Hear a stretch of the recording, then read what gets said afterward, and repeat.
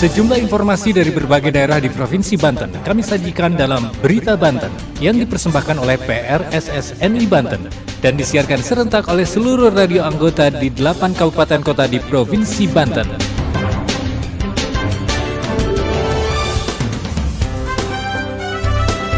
Anda kembali bersama kami di Berita Banten PRSSNI Banten edisi hari ini, Rabu 29 Maret 2023. Sejumlah informasi dari berbagai wilayah di Provinsi Banten kami hadirkan kembali untuk Anda yang disiarkan serentak oleh seluruh radio anggota di 8 kabupaten kota di Provinsi Banten.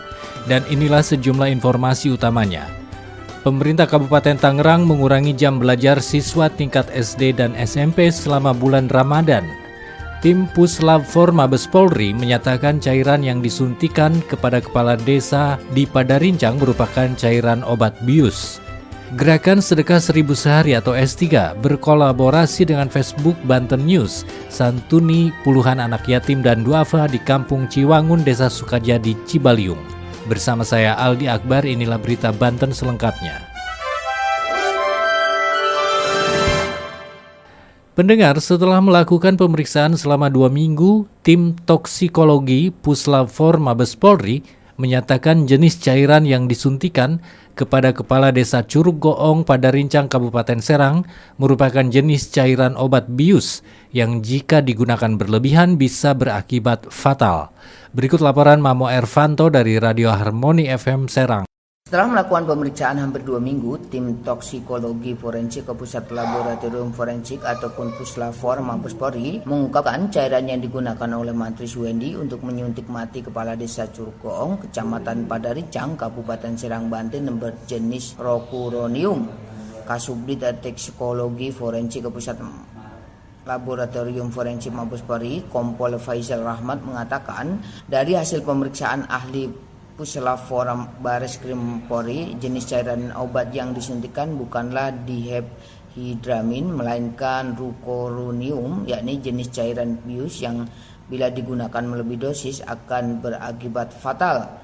Pemeriksaan jenis cairan yang digunakan oleh sang mantri untuk menyuntikkan mati kepala desa ini tidak dilakukan hanya sekali, melainkan 3 hingga 5 kali untuk membuktikan kebenaran jenis cairan yang digunakan. Faisal mengungkapkan bahwa obat yang disuntikan ke tubuh korban merupakan jenis obat bius yang hanya dapat digunakan oleh dokter ahli ataupun spesialis anestesi. Diduga kuat obat tersebut telah disuntikan pelaku melebihi dosisnya sehingga menyebabkan korban overdosis hingga meninggal dunia. Dan berikut adalah wawancara lengkap kami dengan Kasubdit Toksikologi Forensik Pusat Laboratorium Forensik Mabes Polri, Kompol Faisal Rahmat.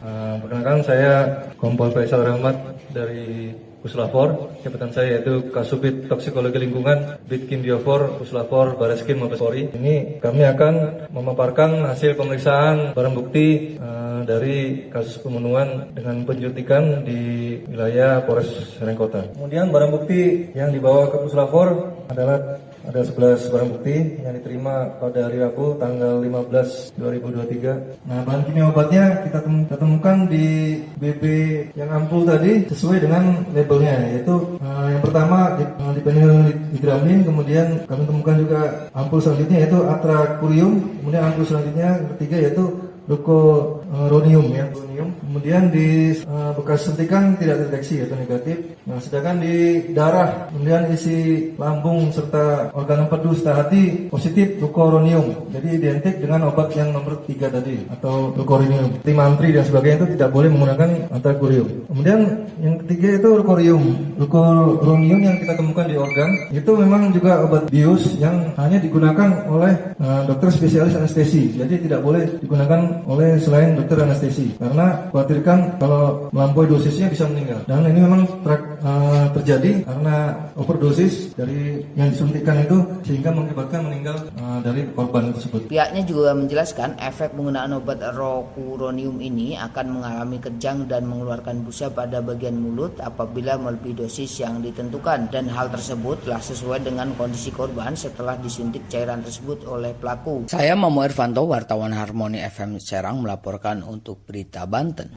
Pendengar, pemerintah Kabupaten Tangerang mengurangi jam pelajaran untuk jenjang pendidikan SD dan SMP selama bulan Ramadan. Pengurangan jam belajar ini dikompensasikan dengan kegiatan-kegiatan kerohanian yang dilakukan secara intensif di lingkungan sekolah. Aturan ini berlaku bagi peserta didik di sekolah negeri maupun swasta, termasuk peserta didik non-muslim.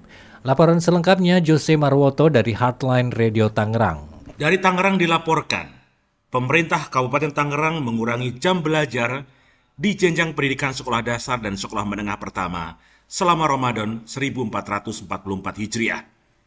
Kebijakan tentang pengurangan jam belajar ini dikeluarkan melalui surat edaran nomor 800/930 yang dikeluarkan oleh Dinas Pendidikan Kabupaten Tangerang tentang belajar mengajar selama Ramadan tertanggal 21 Maret 2023.